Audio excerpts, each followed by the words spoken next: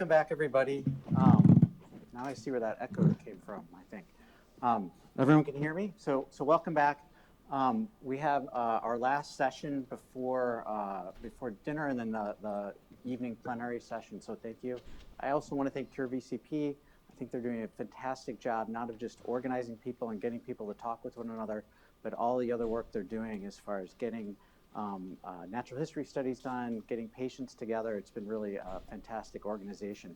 We're going to talk a little bit about progress we talked earlier in kind of small molecule type therapies and modulating VCP activity.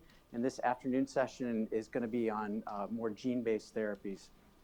We're going to hear from Eleonora Ambrosia, who's at Nationwide Children's Hospital, and she's going to be talking about CRISPR-mediated approaches.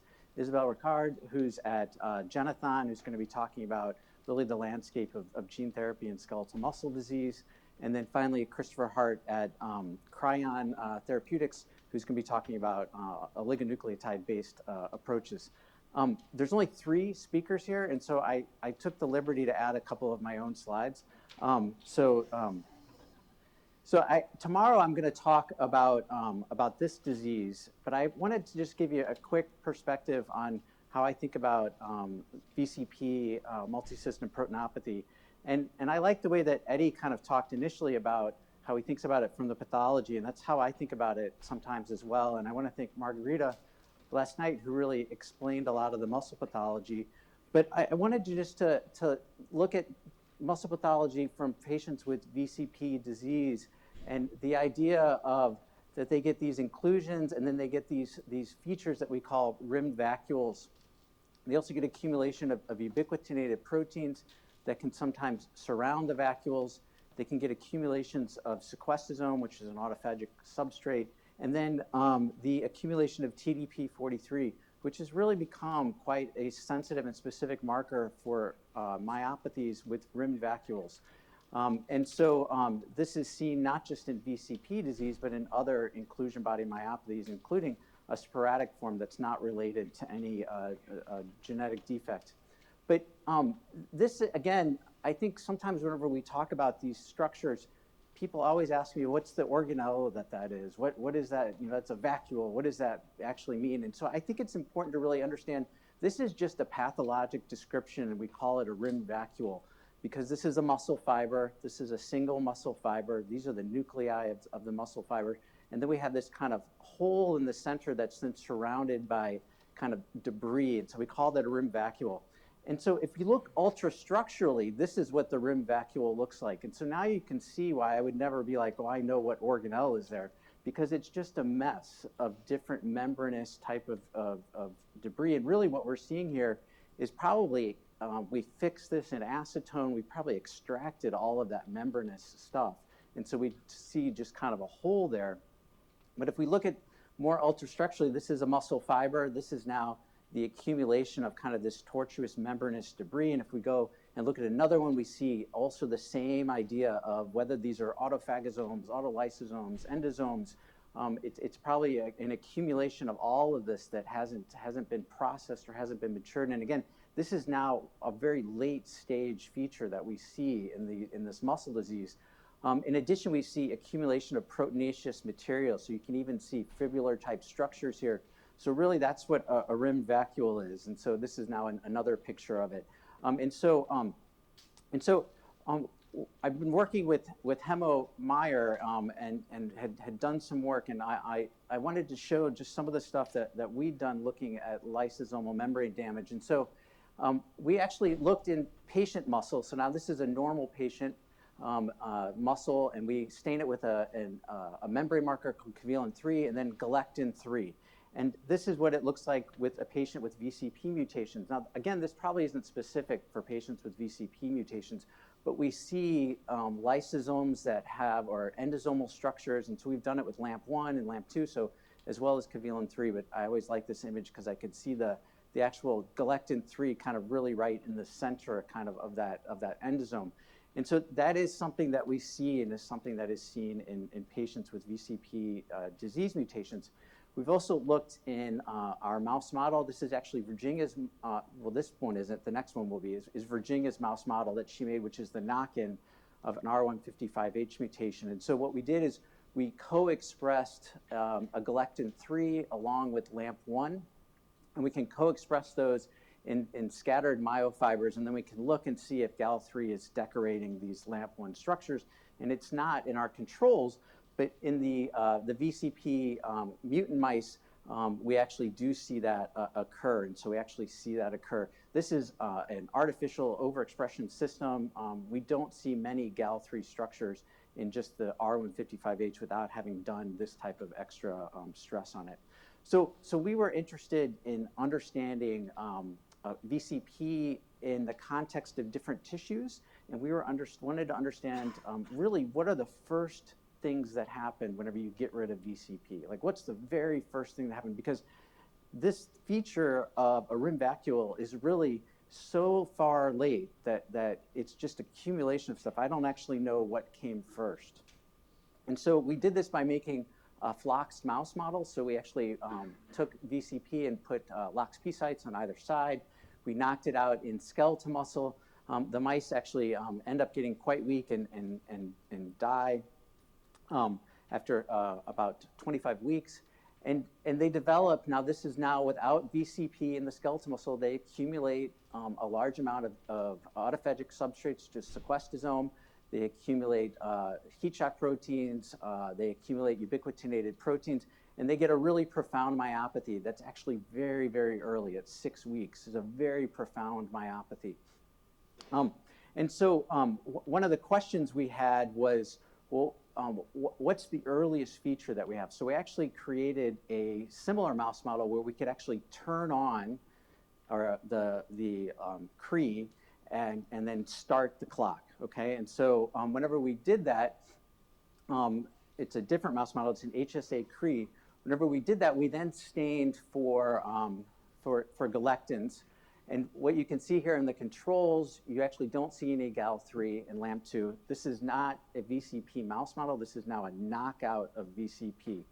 And what you can see is at 2 weeks, and I put these slides together too quickly and left out the previous slide, which really shows you that at 2 weeks, there's really no morphologic damage. There's no autophagic dysfunction, but we're already seeing the accumulation of Gal3 positive, LAMP positive structures.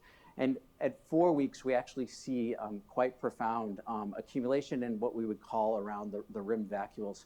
And so this is now, again, just at 4 weeks, but at 2 weeks. And I neglected to put in the blot that shows that autophagy is really just fine at 2 weeks, and autophagy starts to be impaired at 4 weeks. So we think one of the very first events is actually accumulation of damaged late endosomes. We did the same thing in the CNS, where we actually crossed our flox mice to a CAMK Cre. CAMK actually turns on post-mitotically. So again, we can kind of time lock it. It gets turned on at about 2 weeks of age. And so we look at 1 month, 2 months, and 4 months. And at 1 month, there's really no real change in the amount of neurons, but they die quite rapidly at 2 and 4 months. We did a proteomic approach at 1 month where we didn't see much pathology, and we said, what are the proteins that are accumulating? And whenever we did that, we found, as I say here, about 100 proteins that increased, about 80 proteins that decreased. VCP decreased. Again, we only knocked VCP out in a small subset of tissues, so it only going down by 25% was consistent. But the proteins that we saw were an increase in LAMP2, an increase in galectin-3, and if we actually looked at the tissue, we could actually see that Gal3 actually went up quite quickly whenever we knocked it out. In this case, we see accumulation of ubiquitinated substrates in Gal3 coming up a little bit later than what we saw in skeletal muscle. We see movement of sequestosome into an insoluble fraction. One thing that I think is really intriguing is at 1 month, the first thing we see is actually TDP going into an insoluble fraction. That's actually the very first thing that we see is this movement of TDP. And so we actually, as I said, we see now at 1 month, and then at 2 months, we start to see Gal3 LAMP1 positive structures. And so that's how we kind of had thought about how to unify some of the pathologies and actually knocking out VCP. And whenever we were studying VCP, we'd done a lot of work of looking at seeing that autophagy was impaired. And then we did some work, and we were able to show that endocytic trafficking was impaired, and we did that with hemo. We showed that nutrient sensing was impaired because there's a reduction in mTOR activity upon stimulation with amino acids. There's an increase in TFEB activation, and so all of these processes here really center around the lysosome, and they really center around perhaps even a damaged lysosome. And so I would say that I think that the central component, at least in the disease pathogenesis, really relates to dysfunction in the lysosome. And we're moving a little bit more, and we've actually been able to demonstrate now aberrant inflammasome activation, and that can happen through lysosomal damage that's persistent. And then finally, we have an interest in looking at proteopathic seed uptake through the endolysosomal system and spread, and that's something that Eileen in my lab is going to talk about tomorrow. So I just wanted to give you that perspective really quick, and I don't want to take much more time away from the people that are really supposed to talk during this session. So thank you for listening.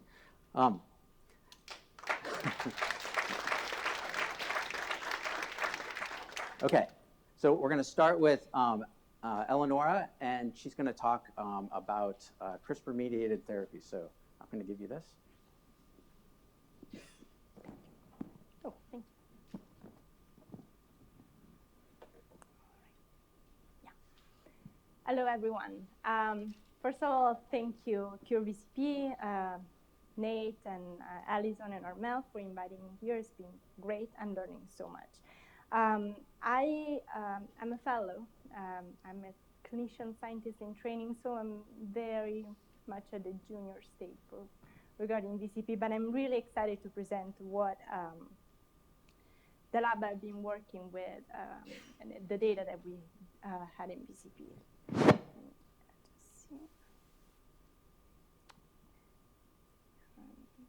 Does this go? No, I have to use this then. I guess I can use this. All right, so this is an overview of what we're going to talk about. I don't know if many people will know a lot about CRISPR. Some people will know a little bit less. So I'll just give a little bit of CRISPR overview. And then I'm going to focus on allele-specific correction, so why we can use CRISPR for VCP disease and our results in the correction of VCP with this system that we call remedy, and then what our next steps will be. All right. So CRISPR systems, many of you are familiar. CRISPR stands for cluster regularly interspaced short palindromic repeats, and it is actually the bacteria's old adaptive immune system. So I'll try to explain it real quick using this diagram. So what happens is that bacteria gets often attacked by virus, bacteriophagous. And the bacteria develop over time this system where basically they're able to integrate part of the DNA from the virus. You see like this green dot here. And to integrate it in yourself in what we call a CRISPR array. So the CRISPR array is basically made of these virus DNA with these like repeats sequences, so the diamonds that you see here. Then the bacteria itself has some proteins Cas1 and Cas2 that are able to sort of like cut short this CRISPR array and make the CRISPR RNA. So why is this important? Because when the same virus invades again the bacterial cells as a mechanism to attack, because it has a sequence here that is complementary to the DNA of the virus, and it's able like to cut and in theory like delete it. So Jennifer Doudna and Eleonora won the Nobel Prize when they decided to adapt this CRISPR immune system and to use it in the lab. So the CRISPR system is made of two components, the guide RNA, which is a short synthetic RNA, and the Cas, so an endonuclease that caps the DNA. The guide RNA is made of a scaffold and then a spacer, and the spacer is the important portion because it's complementary to the target sequence. And then we have discussed with this CRISPR-associated endonuclease, basically the enzyme that cuts the DNA and makes double-strand breaks. This is sort of like a little schematic of what happens. So the Cas is directed by the guide RNA to the target sequence that is called protospacer. And to get it correctly here, it needs a PAM sequences or protospacer addition motif, a very short 3 to 4 nucleotides that is kind of like downstream to the protospacer, and it's on the opposite strand, so on the opposite DNA strand. So now this is the important part. Once this cut occurs, so when there is a double-strand DNA cut, the DNA needs to be repaired, right? And it can happen in 2 different ways: the non-homologous end joining and the homologous direct repair. So the non-homologous end joining is basically what else? The double-strand breaks just ligates. And this can create some indels, so insertions and deletions. It's not like, it's not as minimal processing, but it doesn't require any extra DNA. The homologous direct repair on the other end requires an homologous piece of DNA that is present in the nucleus, and it kind of like is used as a template to recreate this new DNA. And I'll tell you why this is important. So the homologous direct repair, the high fidelity form, was initially was thought to occur only in the S and G2 phase of the cell cycle, basically when we have 2 sister chromatides and we can use one of those for as a template. And it was thought that the non-homologous end joining would occur only in the G1, G0 phase, but then more recently they saw that this actually keeps occurring through the whole cycle, and it creates indels, as I say, so insertions and deletions. You understand a little bit why this is interesting and important. We could use this technology for correction and for what we call allele-specific correction. This is taken from a review recently published on like what are the applications, therapeutic application of CRISPR from drug discovery, animal modeling, RNA targeting, and what I'm interested in, so inherited disorders. And these are some of the inherited disorders that have been in clinical trials so far. As you see, a lot of like thalassemia, sickle cell disease, and there is the Leber congenital amaurosis, and then 2 neurodegenerative diseases. Duchenne muscular dystrophy, there was just an N01 trial, had a bad outcome, but and then ATTR familial amyloid polyneuropathy. This is one now in phase 1 trial. And I want to focus my attention here because this is an autosomal dominant disorder. And what they did here, they designed guide RNAs, and they knocked out the TTR sequence on the mutant allele, okay? So this may be a little simple, but it helped me understand why we can do this correction in VCP, similarly to what they are doing in familial amyloidosis. So when we think about dominant diseases, we know that in dominant diseases, there is a mutant allele and a healthy allele. And the reason why this can cause pathology can be 3. There can be a haploinsufficiency. So basically, you have a mutant allele, so you don't have enough to make a functional protein. This is what happened in a metabolic disease, GLUT1 deficiency. Or you can have a gain of function, like in SOD1 ALS, so the mutant allele produces too much excess bad protein. Or you can have a dominant negative, like VCP disease. Now, I heard a lot this past couple of days that it's not as simple for VCP. It's actually more complex, but just bear with me. Let's say this is a dominant negative. So in theory, in dominant negative diseases, if you just eliminate the mutant allele, you could restore the functionality of the protein, right? That's kind of like our hypothesis, and that's what we try to do with the CRISPR correction of VCP. The very beginning of this work was done in the Kararuji lab by the Chief Research Associate, Yasmin Sejni.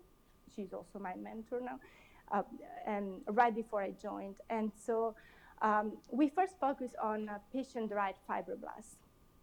And as many of you here, we focus on the R155H mutations. We heard this it's in exon 5. It's a mutation hotspot. Present in 70% VCP patients have this specific mutation. There is in mutation in the wild type allele, the amino acid is arginine, and the mutant it's a histidine. So in terms of nucleotide, it's just one nucleotide change from CGT to CAT. This is kind of like a summary of what we saw with our CRISPR system. So you see, this is for sequencing, whatever. This is like a VCP non-mutant, so a wild type, just one nice clean peak.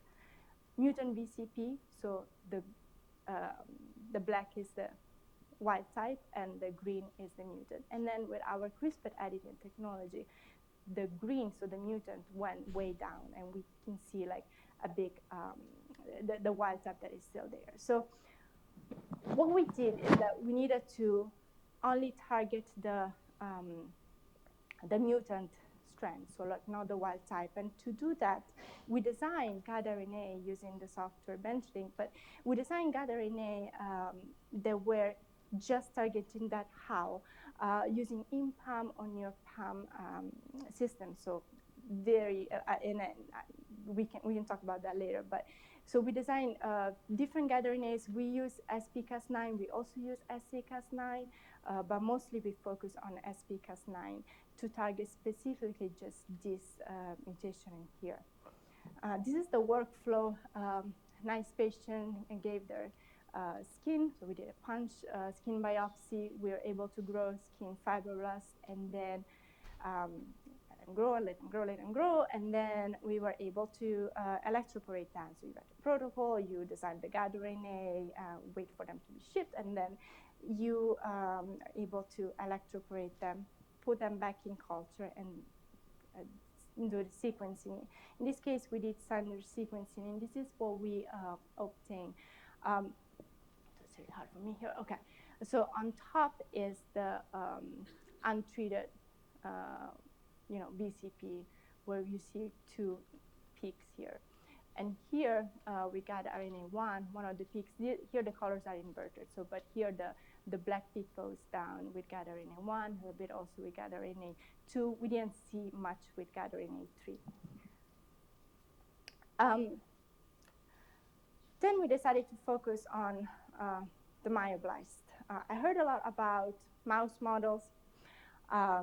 And we had one of Virginia Kimonia's mouse model in colony, so we're able to use them and use the myoblast from this model. And in this case, the wild type amino acid is still arginine, and the histidine is the mutant, but the nucleotide changes is 2 from CGG, we're going to C80. But same thing, we were designing GAD-RNA with in-PAM or near-PAM that were just targeting the mutant allele. We just focus here with SP-Cas9, because with SA-Cas9, with the fibroblast, we didn't see any targeting, so we kind of like abandoned that. It would have been nice, and I'll tell you why, but like SA-Cas9 is a small Cas, so it'd be nice to use it. Same workflow. In this case, we have the mouse, sacrifice, got the muscles, growing culture to obtain myoblast, and then same thing, electroporation, and then isolation with sequencing. In this case, in addition to Sanger, we're also doing next generation sequencing.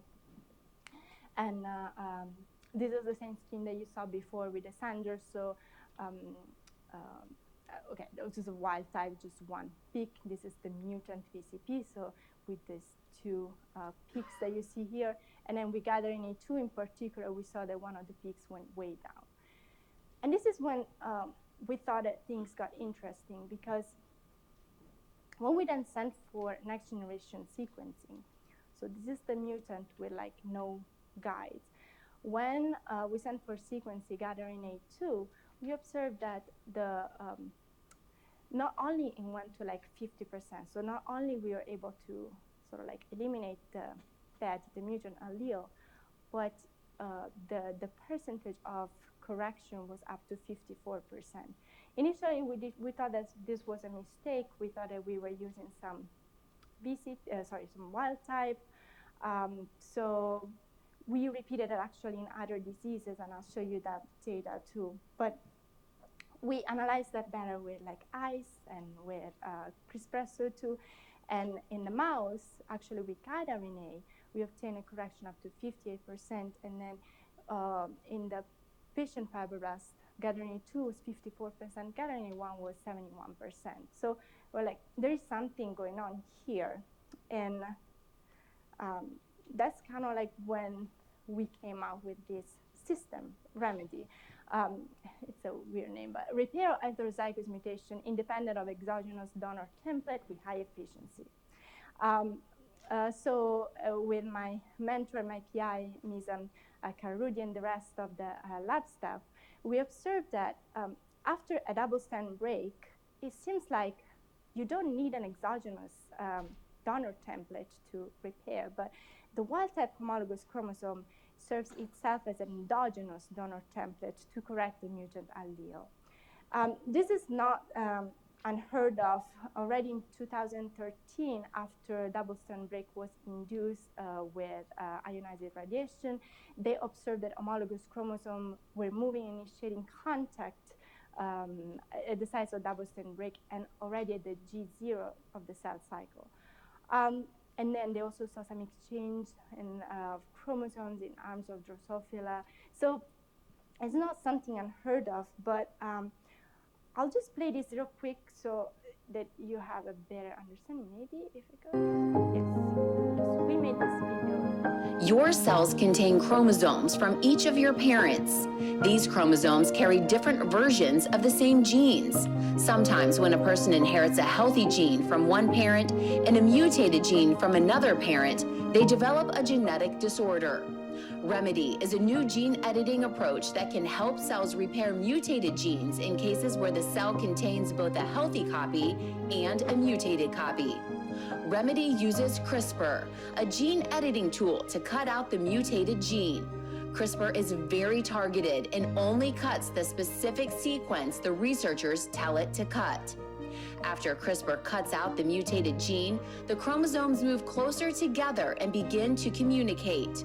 The cell's natural repair machinery steps in and uses the healthy gene as a template to repair the gene that was cut. The result is that the cell will have the original healthy gene on the chromosome from one parent and a corrected gene on the chromosome from the other parent. So far, this has only been studied in the lab on a handful of diseases, but researchers are excited to keep testing this technology to find out if it could someday help patients. As I said, initially we thought it was a mistake.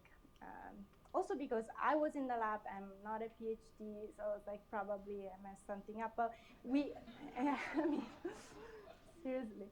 But we repeated this with other diseases, so we collaborated with other labs and nationwide. And these are many different diseases. So this is tubulin cofactor D that causes an early onset encephalopathy. This one causes a form of CMT, a form of CMT. This is the cystic fibrosis, and this is lanolin. So I heard someone earlier talk about progeria. So we tested those in also different type of cells, and we are observing same results. In one of those cases, actually, the correction was up to 90%. And for VCP, as I say, we did patient-derived fibroblast, mouse myoblast, and a couple of days ago, I was also able to do it in patient-derived myoblast, thanks to CureVCP that's sending some of those cells. And then, I'm going to send for sequencing when I come back next week. But then where we are going with this, because once we correct the cells, we also have to go to human, right? So as I say, we were using, up to this point, SP-Cas9. All these Cas proteins, so these endonucleases, are named after the bacteria that they come from. So SP comes from Streptococcus pyogenes, and SA comes from Staphylococcus aureus. SP is great work for us, but it's kind of big, so it will be difficult if we're going to use AAV to package into this genome. SA is nice and small, but it didn't work for us. So what we're doing, we're partnering with a company called Metagenomics, which is actually based in California, and our newest research assistant is actually working on this. They have a small Cas, many actually small Cas proteins that can be packaged into AAV. So he's now testing all of these in T cells that were actually donated from a patient that came to see Lindsay a few months ago. So we're working on parallel that. But then our problem is to look at downstream experiments. And so far we were only able to look at gathering 2, 3, and 4 in the myoblasts from the mouse. Then we had a problem with contamination, and also we don't have a lot of expertise in doing this. And so what are we going to do next? This is where the collaboration came, because thanks to Pure VCP, we were connected to 3 different labs. Couple of you guys are here, Amanda Day, and also Stephanie Moon. So we received, as I say, myoblasts, but also iPSCs that I'm growing now, and motor neurons. And after the correction here in the Kararudi lab, we were going to, after the sequencing and isolation of the DNA, we're going to send those for downstream experiment. And it'll be a back and forth between labs. I'm interested to do also like transcriptome analysis and other experiments. And this is kind of what I want to do next. As I say, I'm testing the strategy in patient-derived cells, myoblasts, iPSCs.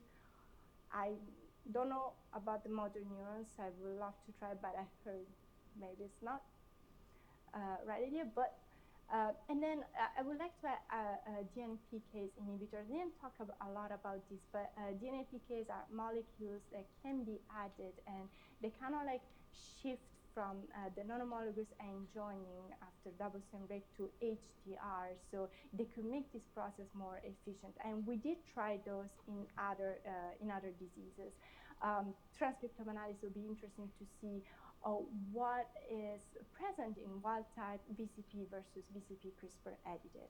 And then, of course, talking about other mutation and in vivo experiments, what's the best model, mouse model, maybe non-mouse model. So yeah, I wanted to thank, of course, the Kararudi lab, but also the team at Nationwide Children's. Lindsay Alfano, who she was the first to connect me with VCP when I was working with my mentor, Jerry Mendel, before he retired. Our collaborators, all the team there, and who's been funding us, and all the patients and families here. Thank you.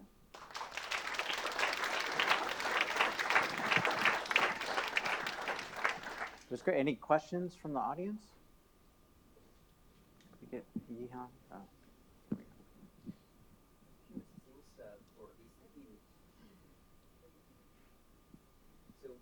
Since the mutation is just point mutations, the healthy allele and the disease alleles, the difference is very subtle, right? How can your guide RNA be so specific, not cutting the healthy one? Yeah, it's about the design. I don't think I had the slides in the other thing, but we use like in-PAM design for those. So we are extremely careful when we design it. And when I joined the lab, actually, before I joined the lab, they were doing just like knock-in, knock-out, so they were really not careful. But when I joined, they just started to do this allele-specific. So that's all I learned. I don't know other than like, being specific, but we work on like in-PAM and near-PAM. So we play with that, with the NGG things. I think we have a question here. We can add. Go ahead. Oh, hi, thank you. That was really interesting. I just have a couple of questions. Firstly, knowing that for a while now, one of the biggest challenge in traditional CRISPR-Cas9 technology is the high off-target editing and low editing efficiency. From a gene therapy standpoint, how do you think you'll combat that? And the second sort of follow-up to that is, do you think remedy can be incorporated into newer techniques like base editing, or when you use a mutated Cas9 version to kind of avoid the double-strand break, which is essentially what is causing higher off-targets? Yeah, in terms of the off-target effect, you mean like off-target in other tissues, right? Or off-target of the specific. We are going to use a software to look at that. It's called Churchill, and we're doing that analysis now. And then the other question was how to. I'm not quite sure actually with the base editing. There are some other labs that work with us that do base editing, but we're not really working on that technique. But who knows? This is all like extremely new, so we haven't even shared it a lot with others that work nationwide there. So. Oh, just a quick question, kind of related with the efficiency being low. I mean, and this is doing it in vitro, and maybe this is more a question for the other VCP experts in the room, but what percentage of cells do you need to get rid of this bad allele to change the sort of, you know, phenotype of this disease? I mean, I study cancers, and so people have been talking about gene editing for a long time in cancers, but the problem is you're never going to be able to get all the cells, and the cells that don't get the gene editing are just going to outgrow and overwhelm the other ones.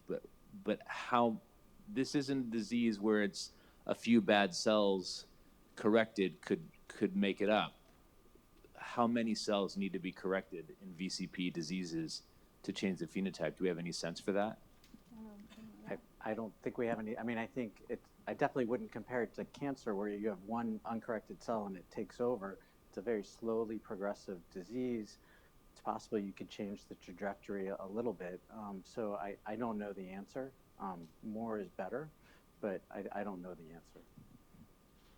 I think it's a question that has been asked and answered in many different, especially muscle diseases, where how much of a gene do you need to get replaced? Virginia?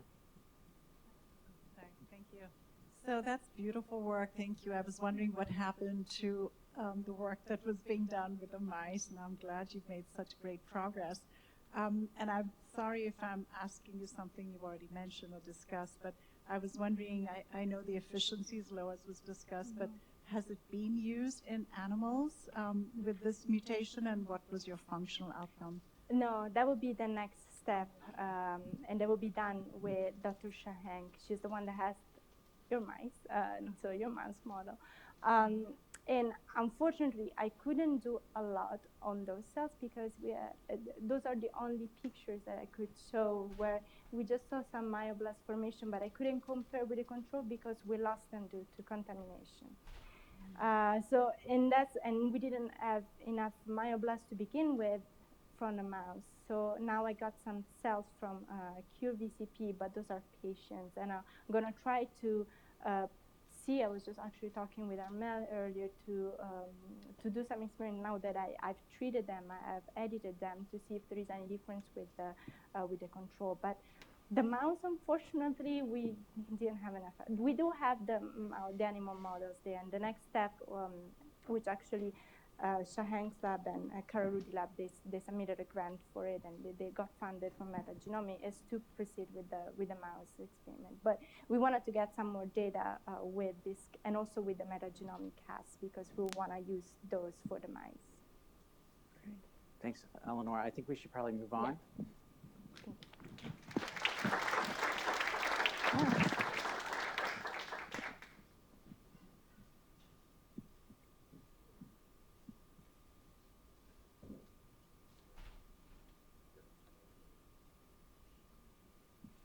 So next we're going to hear from Isabelle from Genethon.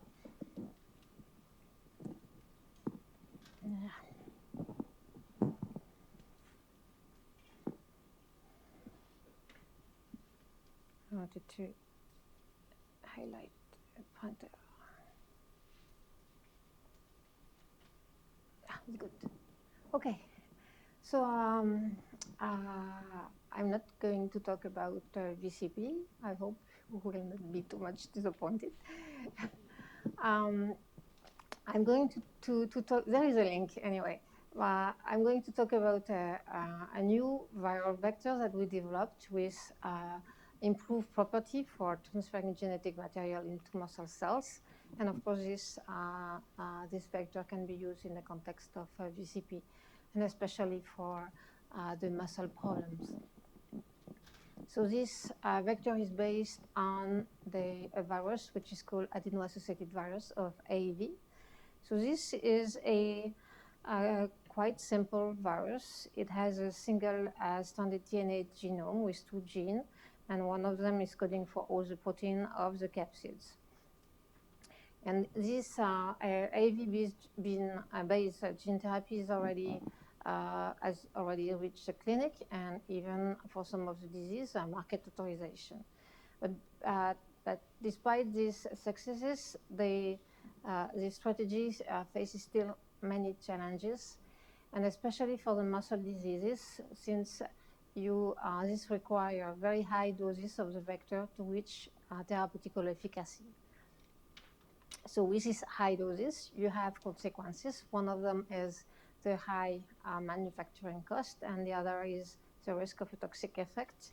And indeed, there was a number of observations in the clinical trial that the AAV-based gene transfer can lead to some adverse events in the form of hepatotoxicity or thrombotic microangiopathy or cardiomyositis. So one way to deal with this is, in fact, to try to change the property of the AAV, and especially acting at the level of the capsid being the determinant of the tropism, and trying, therefore, to have a vector that will be more efficient and requiring, therefore, less reduced dose for efficacy. So there are different ways to do that, and the different possibilities, in particular for the capsid engineering, are the directed evolution, and here you are applying a selection or screen on a library to select the variant of interest. The rational design, where you modify the capsids for targeting a specific receptor of interest, and the in silico design, so, which is currently gaining a lot of interest due to the progress in artificial intelligence. So these strategies are presented in this graph. So in our case, for developing this new vector, we used a two-step strategy. So the first one was to try to reduce the tropism towards the organs where you have toxicity. So for that, we have, in fact, generate a number of capsids with a hybrid between different serotypes, and we succeeded, and I will show you the data. And the second step was to try to increase the gene transfer in the muscle, and for that we use rational design, and I will show you that also. So for the first step, so we create a library of different AAV by swapping domains between different natural serotypes, and one of them, in fact, was very interesting. It is an hybrid between an AAV9 and an AAV RH74. It's two different serotypes, which is widely used in gene therapy for the muscle. And this specific hybrid capsid is, in fact, detargeting the liver, but also another organ where toxicity has been seen with AAV gene transfer, which is the dorsal root ganglia. And this capsid, in fact, is detargeting this organ in different species. We have data from mouse, rat, and NHP. And in this slide, you have the NHP data, where you can see here, compared to AAV9, with this new capsid, we have nearly no transfer in the liver. And for the spinal cord, no transfer as well. And for the GRG, a very reduced transfer compared to AAV9. So that the first step was done, and then we searched a way to increase the transfer to the muscle. So we selected a receptor, an integrin receptor, the integrin alpha V beta 6, for the rational design of the capsids, the hybrid capsids that we have identified. So integrin are heterodimers that participate in inside-out signaling. And this is one way used by AAV to enter the cells. And some of the forms are highly expressed in the muscle, in particular this integrin alpha 6 beta, alpha beta 6. And this you have some data here showing expression in the muscle for the integrin and beta 6. And you see that you have a higher expression compared to the liver and quite a high expression in the heart as well. This data is a data on single cell, single nucleus sequencing, in fact, where you see that this specific integrin is mostly expressed in the nucleus of the different type of fibers. You have here, the different type of fibers, whereas it is not expressed in other cell type present in the muscle, like the fibroadipogenic progenitor and the endothelial cells.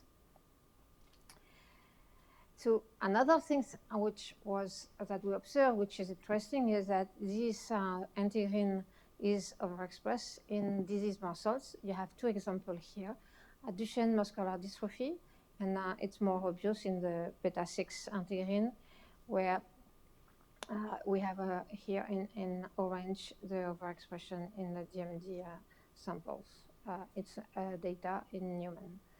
And in myotonic dystrophy, also beta 6 is very elevated compared to the normal, the expression in normal individual, which is here. And here you have the level of expression on patients with different form of myotonic dystrophy.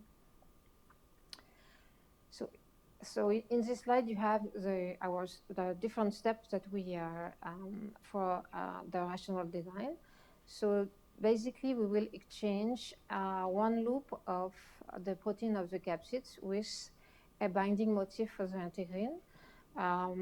We graft this into the capsids, and we, in fact, we performed a number of prediction of protein structure using a different program like AlphaFold or Rosetta.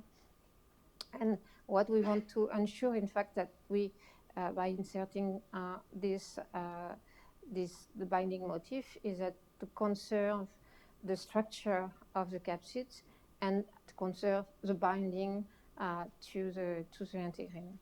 So from that, we had a number of candidates, the most likely candidates, and we started by analyzing 6 of them. I will not present you all the data, but the 2 promising one first. So we looked first whether we have really conserved the productivity, the fact that we analyze carefully the consequences of the protein structure is there to ensure that we conserve this property. In fact, compared to the parental AAV, the capsids with the rational design were having a higher productivity. So this was done. We also analyze whether this we have done what we were supposed to do, meaning that we have really increased the binding to this receptor of this capsid. So we did 2 experiments here. One is in cells that we created the cell line overexpressing the integrin, and you have the result here. And only the modified vectors were increasing, they have a higher gene transfer compared here to IUA9 and the parental capsid. We did an experiment also in myogenic cells, and you can see from this Western blot that the integrin are mostly expressed at the myotube stage and not at the myoblast. And regarding the gene transfer, we see that the newly developed vector are only more potent in the myotubes, corresponding therefore to the cells that are expressing this integrin. So the next step was to analyze the biodistribution in wild-type mice, and this we compare still with AV9 and the parental capsid here. And you see with the two best capsid, we have a nice gene transfer, an increased gene transfer in skeletal muscle, and with one specific variant here, which has a very high expression. This variant, I will show you then all the results with this variant, and we call it LICA, which is in fact is the assembly of the initial of the name of the person that participates in this study. So we maybe some of you know that there are other myotropic AAVs that has been published previously. So we compare our newly developed vector to these vectors, and all the variants, the published one and ours, are having a better transfer in the skeletal muscle compared to the AV9, but there is no. So here it's in quadriceps, in diaphragm, in heart. So it's an increase of gene transfer compared to AV9 for all of them, but there is no statistical difference between these different variants comparing to the transfer. But what we observe is that our vector is detargeting the liver more efficiently than the other. So we have a vector that has an increased gene transfer in the muscle and with a reduced tropism for organs where we see toxicity.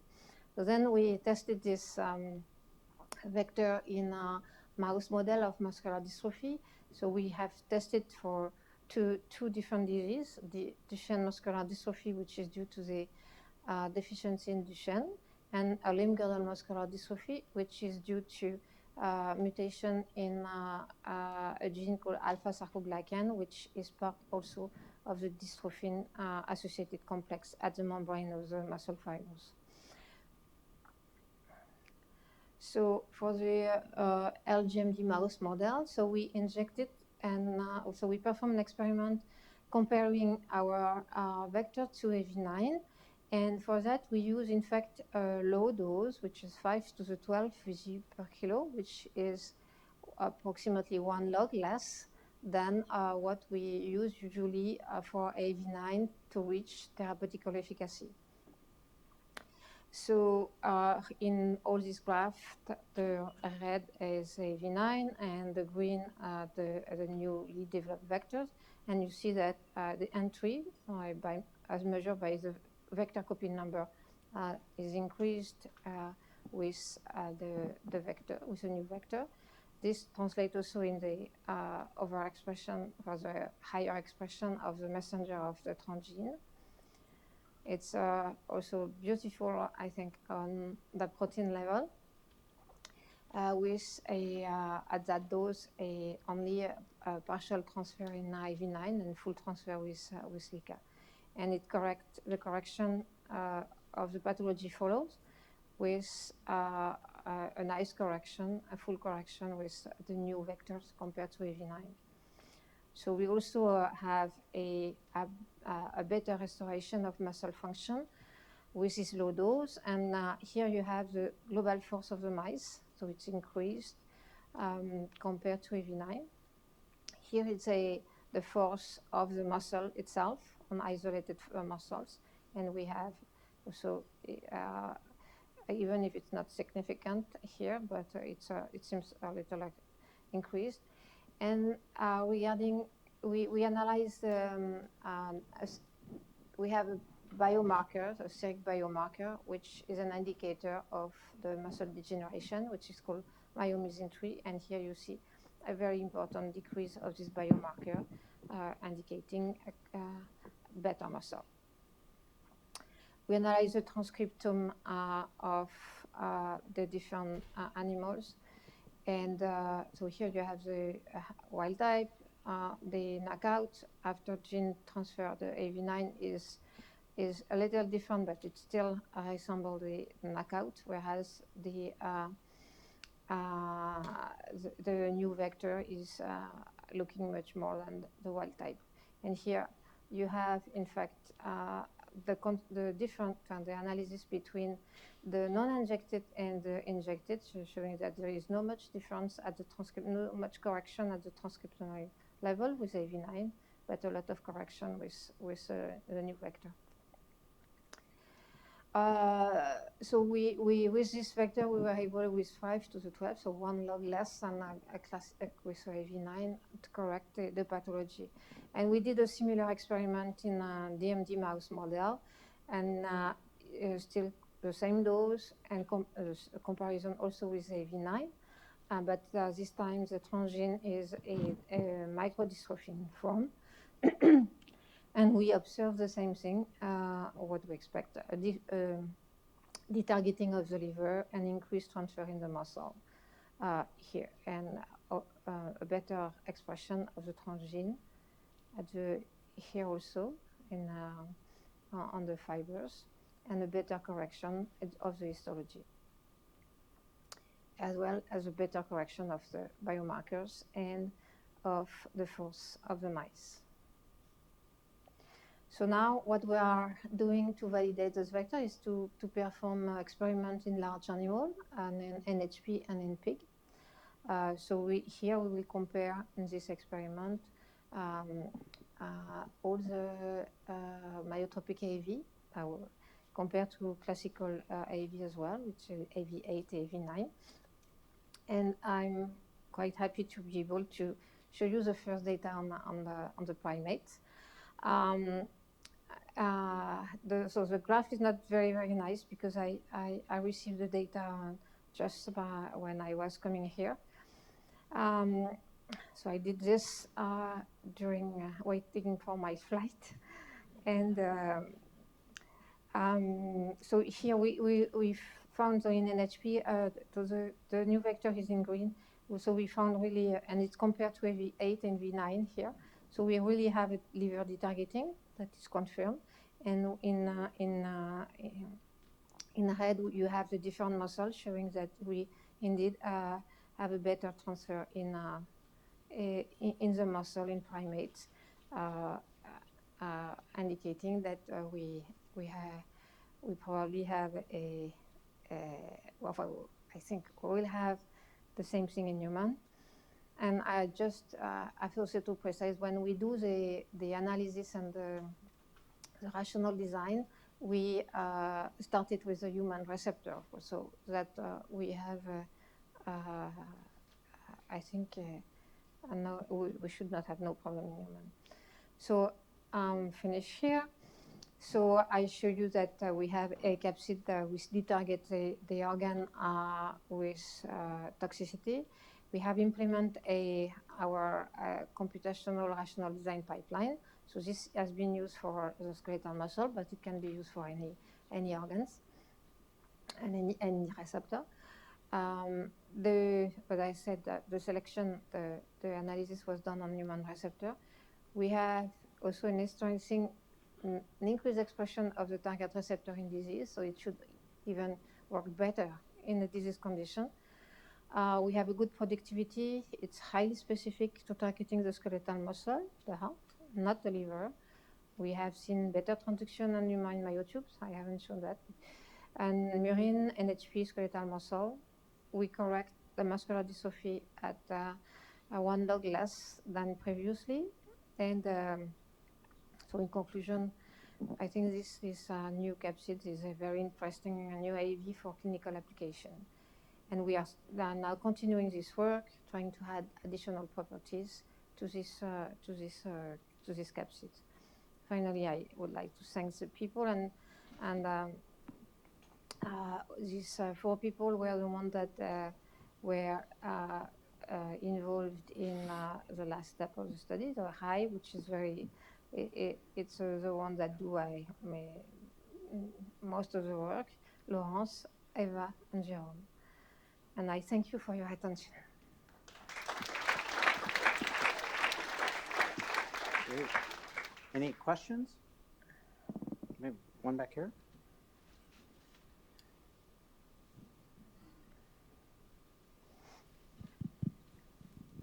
Thank you. Have you looked at immune response in this?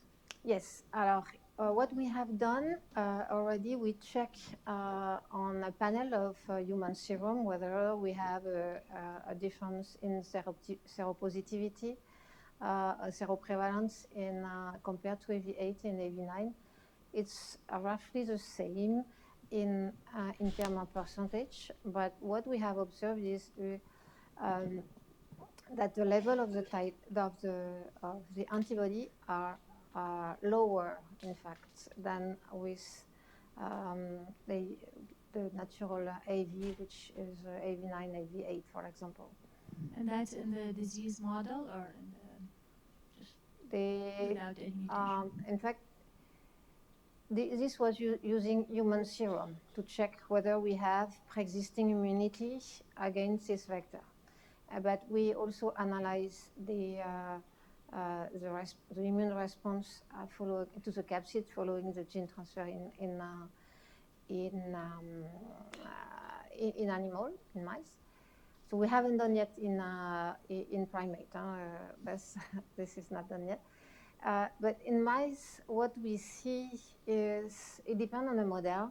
In that for alpha-sarcoglycan, we did not see any difference. We put a huge quantity anyway, even if we reduce 1 log, and we have a response.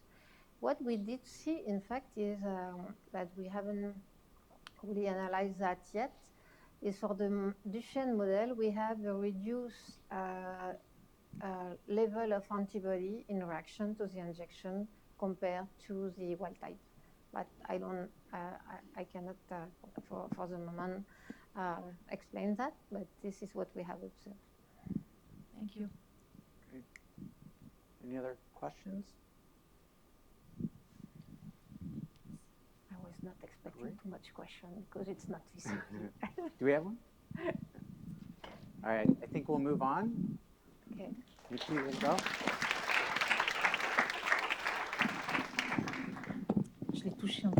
Oh, I don't see Chris's. Oh, got it. You're doing it. Is you got it? Let's get a mic.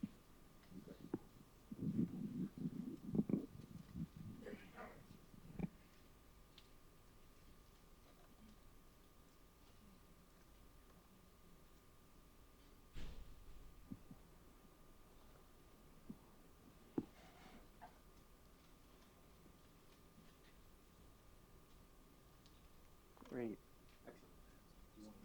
I'll try this.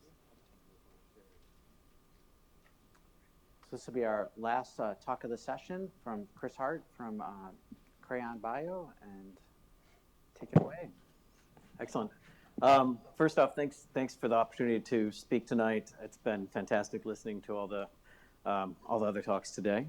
I'm Chris Hart, co-founder and CEO of Creyon-Bio. Is this echoing or is it just me? It echoes. All right. I'll try to stand. Obviously, disclosures, I'm the co-founder and CEO of Creyon-Bio, so I'm somewhat biased. I'll also say that besides my professional disclosures, I'm personally connected to the VCP Foundation through my wife, who's on the board. So although I have platitudes to say about the sessions today and the talks, this has been an amazing meeting so far. Perhaps I'm also biased. But with that, I'll move on and say, I should also say I'm unfortunately not going to talk directly about VCP, but what I hope to do today is sort of enlist the brain trust here to think creatively about how oligo-based medicines can be used to perhaps think about therapies for VCP. And before I get into oligo medicines generally, I think this quote from Francis Collins, which he put in an op-ed about a decade after the genome was sequenced, summarizes my enthusiasm for the field quite nicely, where he says, perhaps the most profound consequence of the genome revolution in the long run will be the development of targeted therapeutics based on a detailed molecular understanding of pathogenesis. And this, I think, is tremendously true today. It's been building over time, and all the talks we heard today looking at the detailed molecular structures of VCP and its hexameric form, what the different variants do.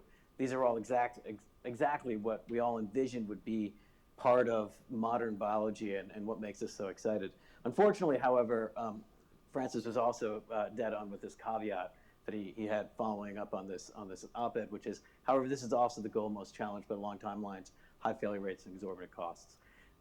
This is what pains, I think, many of us, which is as we understand the molecular and genetic basis of disease, the road towards a therapeutic is still always quite distant, and it's decades or hundreds of millions of dollars away, which is why we started Creyon was really thinking about how do we solve that foundational problem? How do we think about making drugs faster and more efficiently? And we focus on oligo-based medicines generally, and I want to start with some takeaways about what oligos are, just so that we all come in here, because when I say oligo-based medicines, everyone sort of walks away with somewhat different thinking about it. And I want to just say that when I'm talking about oligo-based medicines, I think about synthetically created molecules. These are just, and the other thing I think, which is often missed in the thinking about, people think about ASOs and siRNAs or guides, but really what we're talking about is a class of polymeric molecules that are simply chemically modified often, and they share some properties then, because these are chemically modified, synthetically created compounds that can be used to target various aspects of the molecular biology of the cell. And they can act through many different aspects of biology. I think I even have a pointer here. Perfect. And the other thing I'll say about these especially these short oligo-based medicines is they're proven out in the clinic. They work. They actually have quite good product profiles for those in the industry, in which you can get away with dosing sometimes monthly, sometimes even less frequently. They tend to be shelf stable without refrigeration.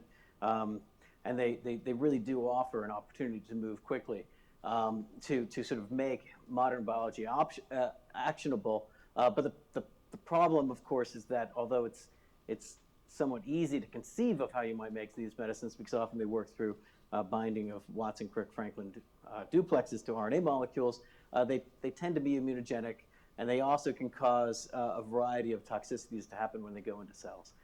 So the challenge is, how do we make sure that we can create these compounds such that they're safe and effective? And then, of course, as we were hearing just before that, making sure we can get these types of molecules into the right cells and tissues remains a challenge quite often. So what I'll push forward is that there is a path, and I'll talk a little bit about the path, which is how do we engineer these molecules rather than discover them? But they do offer this sort of optimal substrate to sort of work with. Unlike small molecules or other types of drugs, one of the advantages of oligos generally, though, is that there is a separability between the aspects of the molecule, which is to say the base sequences which will bind to the RNA molecules and the DNA molecules, and the properties of those molecules that largely drive their pharmacology. That's different than other drug modalities, and it offers up this opportunity to do something a little bit different with this substrate when you're thinking about making drugs. And then, of course, what we want to make sure is that we avoid any of the adverse effects and maximize the speed in which we can create these compounds. So I think we all understand this a little bit, but I just want to say that oligos have been used across and what makes them really exciting is that you can sort of modulate any aspect of the central dogma of molecular biology, from CRISPR editing, which we already heard, or gene therapy. You can edit RNA directly. You can modify splicing.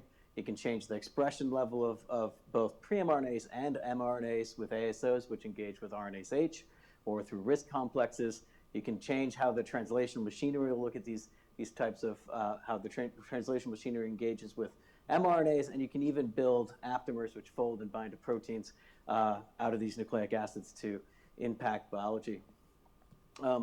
This is a fairly well-versed crowd, so I'll go quickly on it. But the key aspect of that is when you're building these types of molecules is that we start with a substrate which is just native DNA and RNA-like molecules, but they tend to make terrible drugs to start with, because once you have a DNA molecule, an RNA molecule, cells will get rid of them very quickly, or they look like viruses that get immune responses, so we chemically modify them So when we think about chemically modifying these types of molecules, we'll modify the linkers here, and we have a family of linkers that we can put in there. A tried and true process is to put phosphorothioates in, so you replace one of these oxygens with a sulfur group. That tends to make it resistant to exonucleases. We can modify the bases. We don't want to mess those up too much because we frequently still want to make Watson-Crick-Franklin hybrids, but we can modify them, we can methylate them, we can do a variety of different things. And then we can modify the sugars as well. We can bridge the ribose, we can put Dangloff nitrogen groups or methyl groups over here. These all change the affinity of these molecules to different aspects of the molecule. It can change the structure to some extent. And also will change the other aspect, which you should keep in mind, is that as you change these molecules, you can change whether or not what they look like in the cell. So you can make these molecules, when they bind to RNA molecules, for instance, look like RNA-RNA duplexes, or they can look like RNA-DNA duplexes, and that will have an impact on what sort of enzymology that you ultimately engage with. And that brings me to a very, very simple overview then of sort of how we think about using these types of molecules to impact disease biology. And this is where I want to make sure people are thinking in terms of what we've learned about VCP in particular. We know it's a pleiotropic disease. We know that it has all these impacts. We know there's cofactors involved. Are there places where we can either directly or indirectly interact with the biology of VCP to have an impact on disease biology? So you can think about sort of occupancy-only aspects where you sort of bind to a splice site. You could also bind to a microRNA binding site. And at the end of the day, you interfere with the machinery that is typically operating here, and you can change what is the result of the transcriptional process or what is the result of a binding of something else. So this can be used to ultimately avoid pathogenic splice variants. If a gene is happily regulated through processes like nonsense-mediated decay, which happens for quite a few neurological genes, you can stop the creation of those NMB transcripts, then you can drive upregulation. And you can also bind to things like microRNAs, like I said, to block their inhibitory processes to upregulate genes. The sort of next process is, of course, enzymatic RNA knockdown through RNase H1. In this case, it's a simpler process. You simply bind an oligo that forms an RNA DNA-like duplex. The key here is that we have to make sure that when this duplex forms, that we form a fraction of that molecule looks like an RNA DNA duplex, because that will then recruit RNase H, which is expressed everywhere. It's typically used to resolve Okazaki fragments during replication or resolve R loops. But what that tells you also is that it's also expressed in the cytoplasm as well. But the reality is you can bind to either mature mRNAs, or you can bind to, if my animation comes in, you can bind to pre-mRNAs.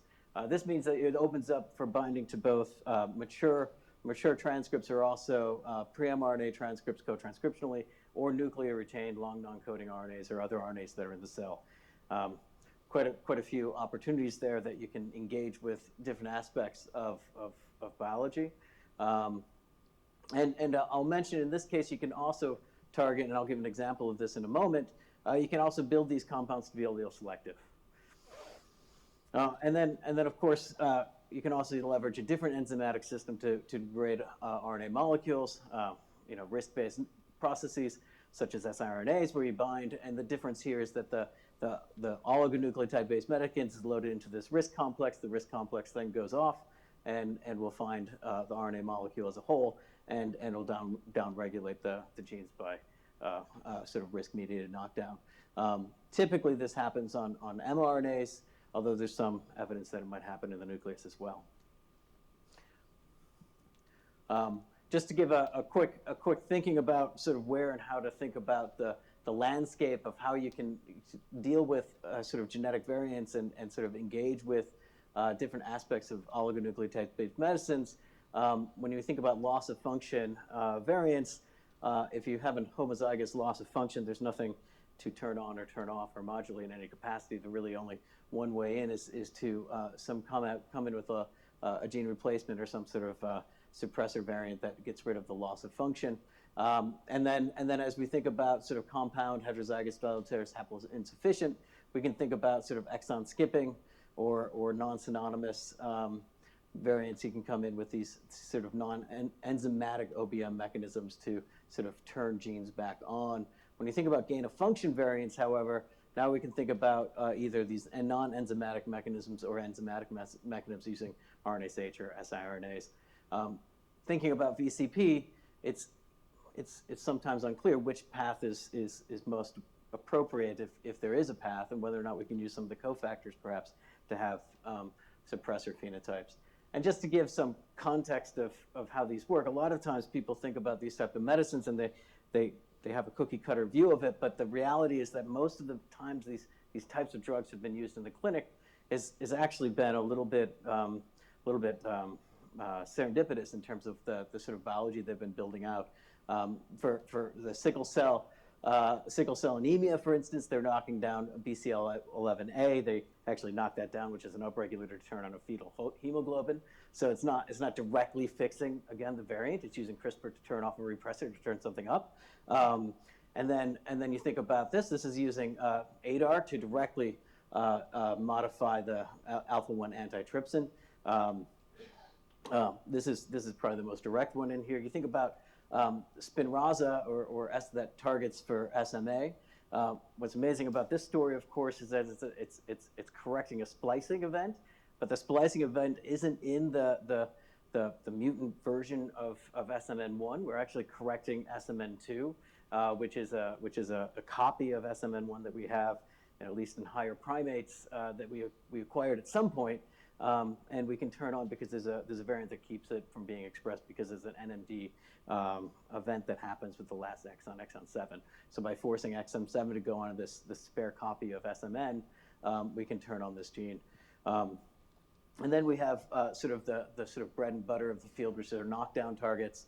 SOD1 and TTR1, these are knockdown targets that have been applied for both, in case of ALS, is for ASOs. For TTR, you have both ASOs and siRNAs that are moving forward.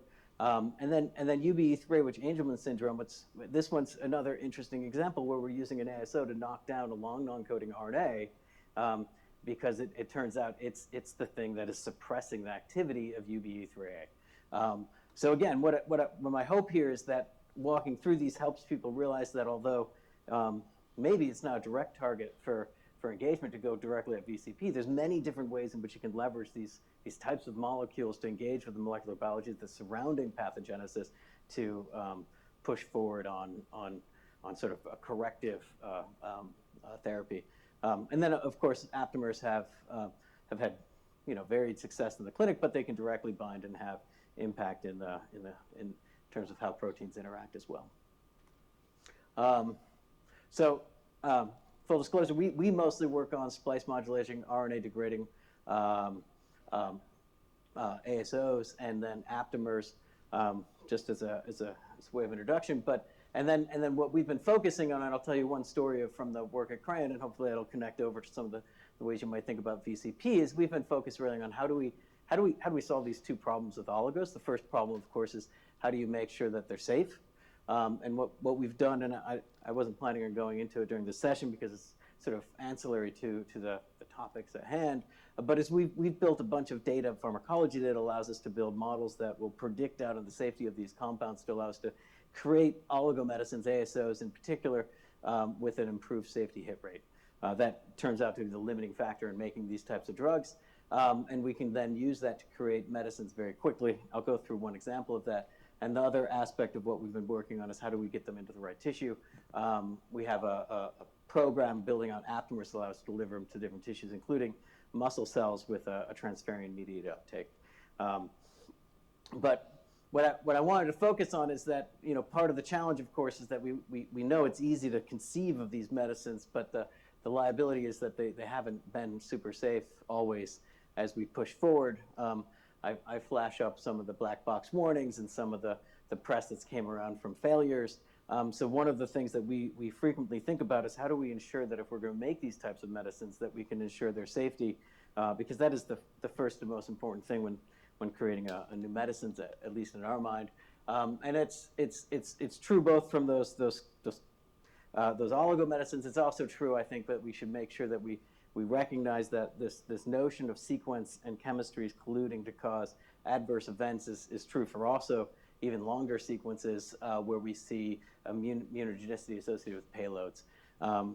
None of these methods or mechanisms that we've looked at for oligomedicines generally have a complete clean slate in terms of ways you can think about developing them.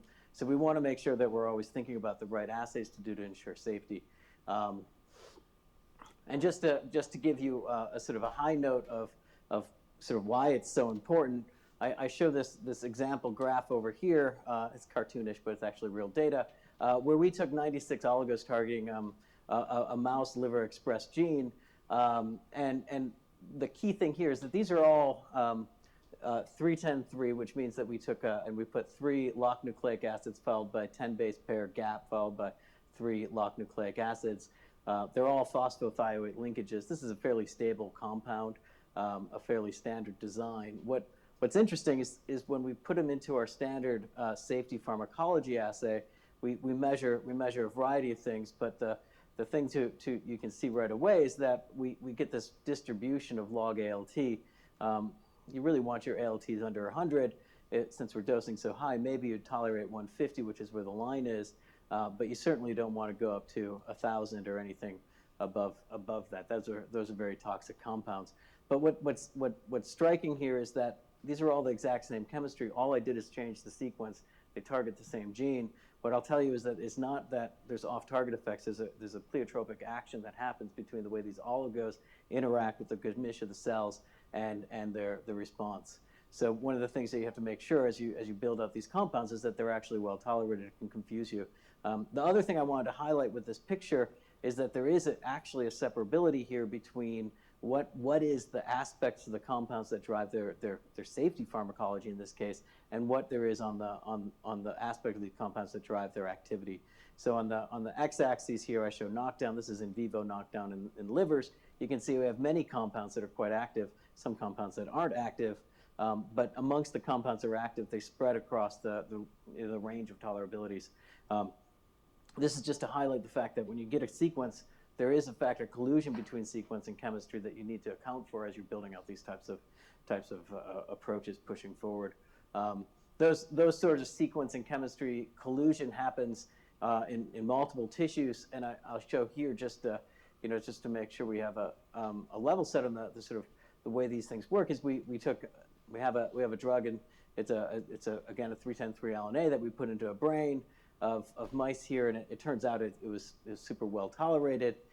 It's safe in the liver, safe in brains. It looks great. We also wanted to see whether or not this same sequence would be safe as a 5-10-5 Mo. These are slightly different chemistries, but generally the same design. And what you can see is that when we put the 5-10-5 Mo in with the exact same sequence, we're able to drive, well, we're not able to, we unfortunately hit a place where this drug was actually quite toxic. What I show here is a tunnel staining where we're looking at effectively apoptosis in mouse brain cells or neurons after half the dose of the 3-10-3 LNA. The point here again is that there is no safe sequence, there is no safe chemistry. There's a collusion between the two that need to be accounted for as you develop these drugs. And the sort of the challenge, of course, when thinking about these is that the design space is kind of elaborate. So if typically these as I pointed out before, they're 16 nucleotides long for a typical high affinity ASO. They're 20 base pairs otherwise, but even with just a 16 mer with ACTs and Gs, the number of combinations is around 4 billion, but we chemically modify the sugar or the base or the linker, and as we make these base modifications, we get to these astronomical numbers of compounds that need to be sort of mapped through or explored through methods. What's important to recognize is that this explosion means that you can't walk into this space naively. There has to be some means to pushing through this, which is what we've worked on solving.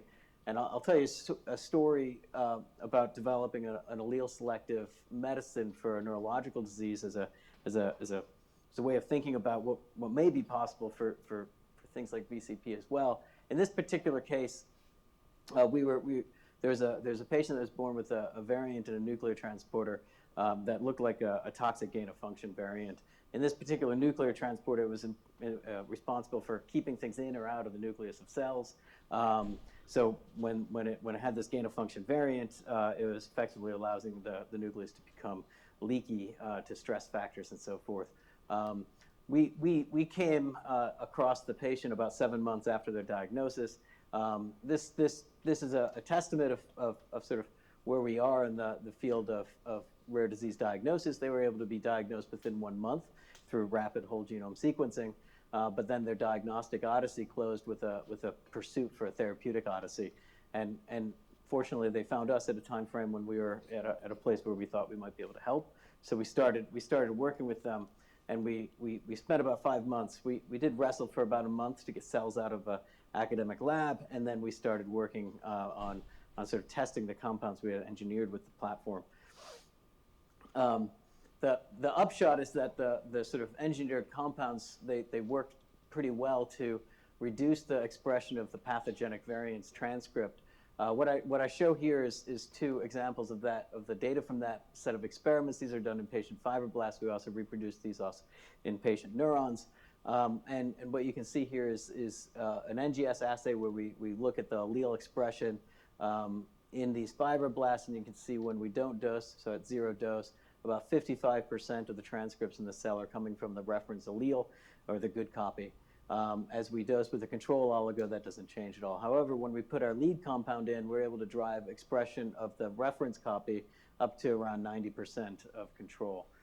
This is fairly good allele selective knockdown. This is an essential gene, though, so we had to make sure we weren't knocking down the good copy as well. So I show on this side the same fraction reference, but normalized to a PCR assay looking at total expression of the gene, where I do it as a stacked bar chart with the pathogenic allele in red, reference allele in green. Apologize for those who are colorblind. The pathogenic allele is on the bottom. And you can see we get nice knockdown, and the knockdown is almost entirely attributed to loss of pathogenic allele expression. And then what's really kind of interesting, and I want to highlight, especially in the case of VCP, is that we actually see a little bit of restoration here as we think about it. So what the cell does is, as we lose expression, it seems to actually start to make more gene, more expression. And what the oligo's able to do is make sure the additional expression is all coming off the reference allele. This is what you'd expect of a well-regulated gene, that when it goes down, it should have a push up. Critically, although this worked all well from an activity basis, all of the sort of non-clinical safety studies also passed through, including both systemic and central administration and immune tox. I'll also say that we validated the phenotype of this individual was, of course, they were seizing on a regular basis, and they're having a variety of neurological conditions, but they were also suffering from microcephaly. When we create brain organoids with those patient-derived iPS cells, the brain organoids tended to be a little bit small.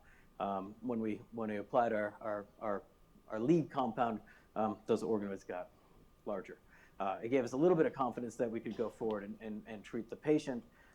We took those engineered leads that we put forward, we scaled them up for, and this is where drug development just gets, it's necessary but slow processing. We had to create the compounds in at a GMP manufacturer to make sure they were ready for the GLP studies. We had to reproduce the data we had created previously in non-GLP settings. In short, we did that, and then we filed for the IND.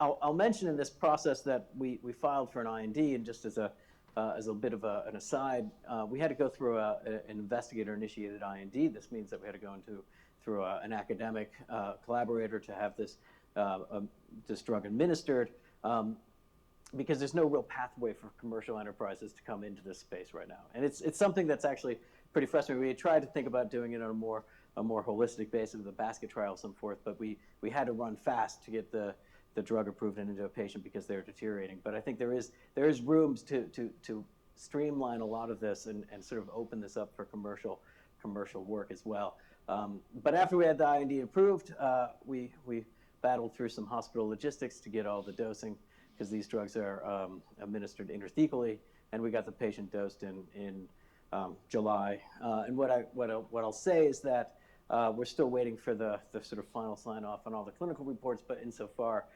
we've dosed the patient. We started out with the dose escalation, dosing monthly for the first 4 months and then quarterly thereafter. The patients, as we got up to therapeutic dose in the fall, effectively the seizures went. We were going for actually a month without a seizure was the longest time, but the seizures have completely reduced. We're also seeing regained milestones and quite a bit of clinical benefit being witnessed by the physician and the family. So we're quite excited by the progress of this program.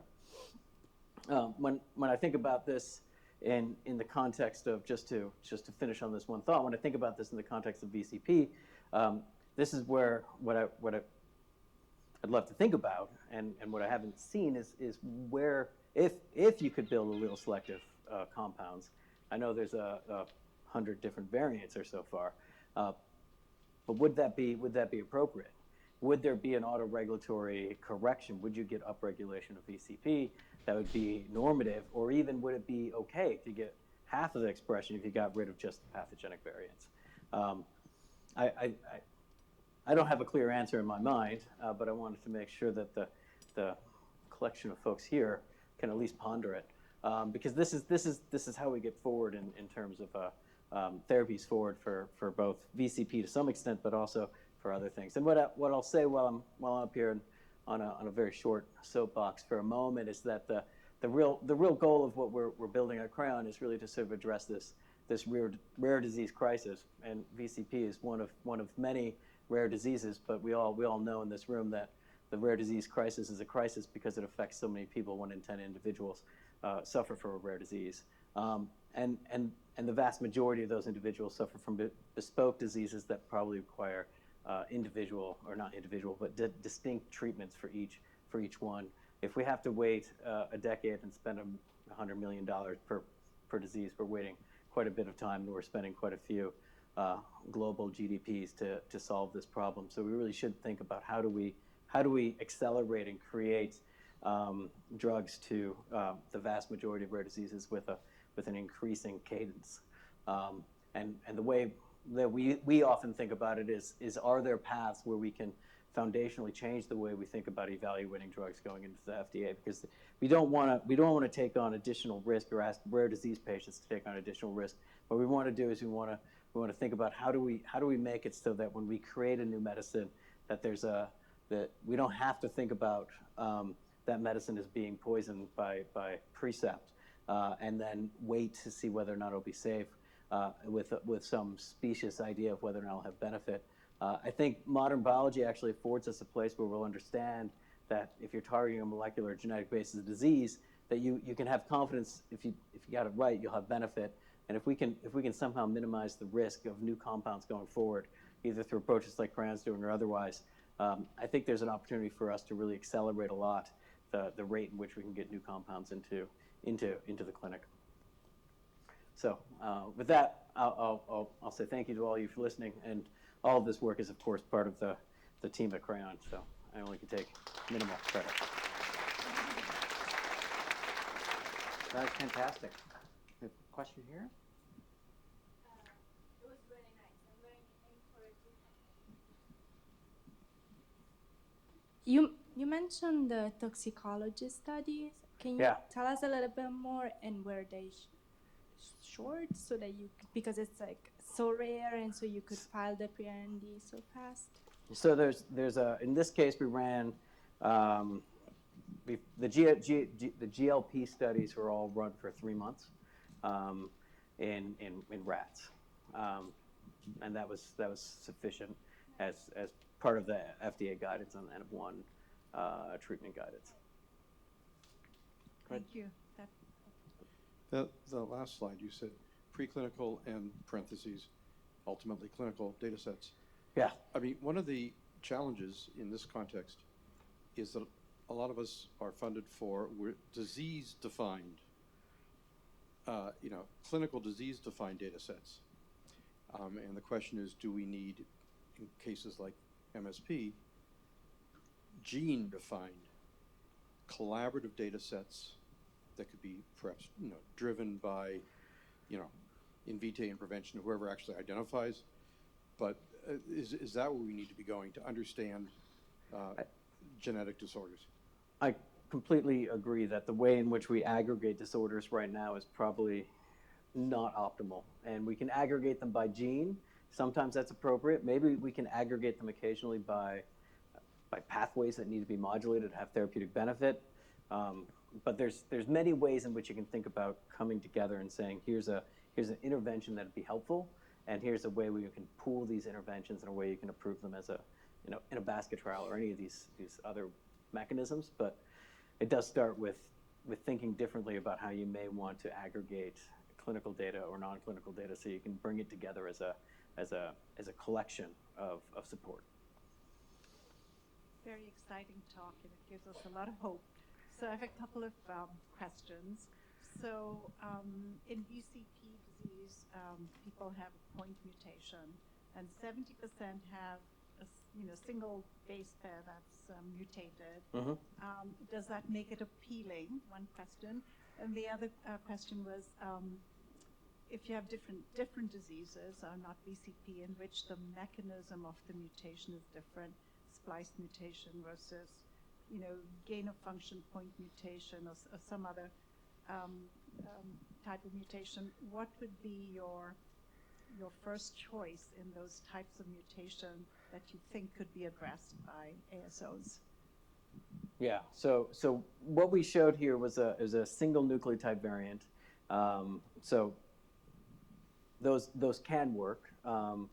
There's obviously some caveats associated with complexities of biology means that don't always work, but you often can find an allele selective compound. For spliceopathies, there's different splicing is complicated as well, but the reality is that we can both cause exon inclusion and exon exclusion in there, but it depends a little bit around the biology around and exactly where the splice is, like what's causing the spliceopathy and whether or not it's amenable for a steric intervention with an oligo. So I don't have a simple answer, which is, here's the laundry list of things you check off, because a lot of times the biology mandates that you look at actually what is driving the variant to cause some sort of molecular pathology, and then you can ask backwards from there whether or not that variant is an appropriate target for an oligo to intervene. But I think there's, in terms of rank order, both single nucleotide variants tend to be, or even short variants. The short variants you have to be short enough to be an oligo length, right? So if it's a large indel, it doesn't work. But shorter variants, single or double nucleotide variants, and then or short indels, and then splice variants are very much amenable. Can you comment about the utilization of common variants with it? So let's say VCP, you find several common variants that you then create ASOs for that you can then knock down, and then it doesn't have to be allele specific as far as mutation specific. Yeah. So that'd be it'd be great, right? One of the challenges, of course, that you think about is how am I going to demonstrate clinical benefit to get the drug approved? Having more than one person would be helpful in terms of demonstrating clinical benefit. So if you had a variant that was slightly more common, you could use that, and then you could create a collection or a family of therapies across a spectrum of variants, I would think. Yep. Great talk. I don't mean to ask for the secret sauce, but how do you go about predicting the toxicity and efficacy of a given oligo? And second question, how do you go about administering this? You mentioned it was an intrathecal injection. Are you limited just to brain injections, or can you also deliver it systemically? So I'll start with the second one because it's easier. Oligos typically don't cross the blood-brain barrier. So by delivering it to the intrathecal space, it gets stuck there. Oligos are also fairly stable from they don't degrade very fast. They don't get excreted very fast when they're in the intrathecal space, so the half-life is sufficient to last for weeks once administered. So it's it's a nice way of getting drug where you need it, and you don't have to dose so frequently that an intrathecal injection is not warranted. Ideally, you'd like to deliver it systemically and have it cross across the blood-brain barrier. There are hopes that that'll be possible through mediated uptake, like through transferrin receptor or otherwise, something we're working on. But it's not clinically done yet. And if you needed to get to other tissues like muscle or liver or kidneys, subcutaneous injections get it delivered fairly well across the body. In terms of the secret sauce, there's a little bit of secret sauce, but it's actually just hard-earned data. That is a large part of what we did. We spent the better part of the last 3 years just doing a ridiculous number of rodent studies where we explored the design space of oligos. The secret sauce is exactly how we created that data in terms of the right compounds to create to learn this design space very well. And then we also connected it to a deep dissection of what the emergent biophysical properties are of oligos when you chemically modify them. And then we use that to connect out. So that allows us to have insights into the pharmacology. But the key aspect is that you can't make stuff up. We had to create the data to build models that would work. Go ahead, Michelle. I think that's the take-home message. Can't make stuff up. Yeah. But I think, I'm echoing what I've heard a lot of people say here, that it's really encouraging in between this and the last, this whole session, too, different AAVs, and maybe we can start doing this pretty soon. And so I'm wondering about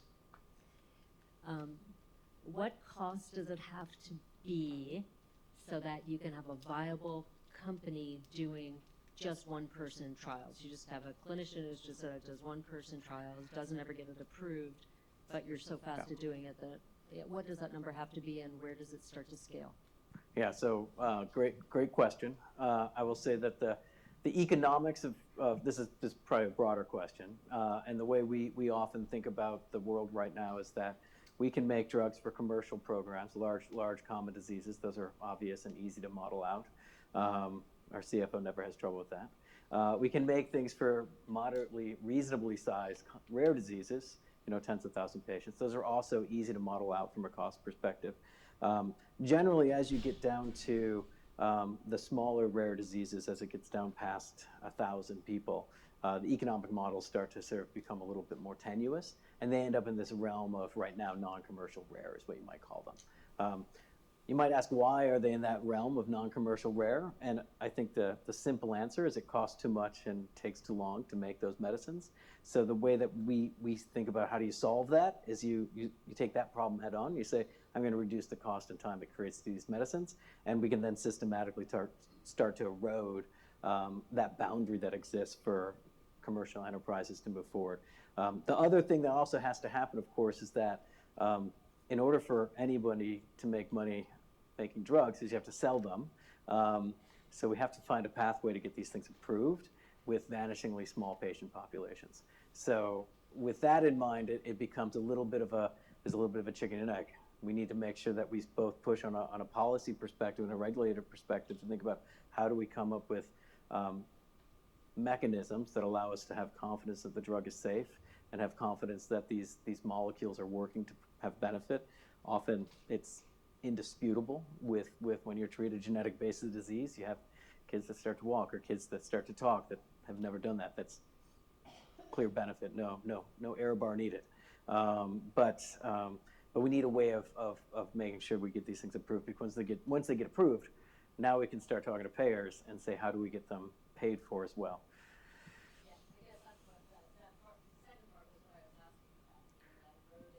Yeah.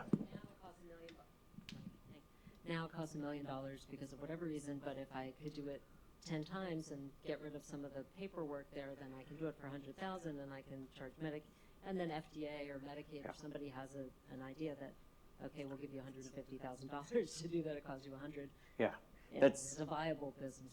That's exactly the path that we want to make, is to ensure that we sort of erode away these costs to get to a place where this sort of effort where you create a medicine, it shouldn't be a Herculean effort. It should be something that if you get, and people probably have all been wowed by the successes that came out of the Project Baby Bear, where we're able to do rapid whole genome sequencing of kids in the NICU within 24 hours of admitting into the NICU. These kids often walk out, and Rady Children's did this amazing study where they showed that, yeah, they get actionable diagnoses out of these sequencing events 50 to 60% of the time. That number keeps going up as we get better at population genetics. But the reality is that a vast majority of the variants they find are without treatment, and the recommendation is effectively spend time, and there's nothing you can do. Some of those will be amenable to an oligo treatment. We want to be able to make sure when that's true, a prescription can be made and get paid for and pushed forward. It shouldn't be anything other than standard of care. But we have some time to work on that. But I think there's a path, and that's what excites us, is that there is in fact a substrate that provides a capacity to do this, and we can start pushing forward on it.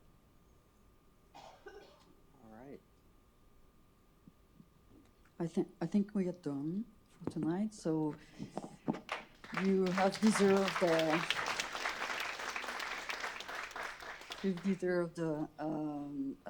40 minutes break, and then we'll no, you're going to kill me. And then we'll have the keynote speaker, Rady Shays. You can enjoy now, I think, already the reception, Alison, and go back to the posters and work a little bit more.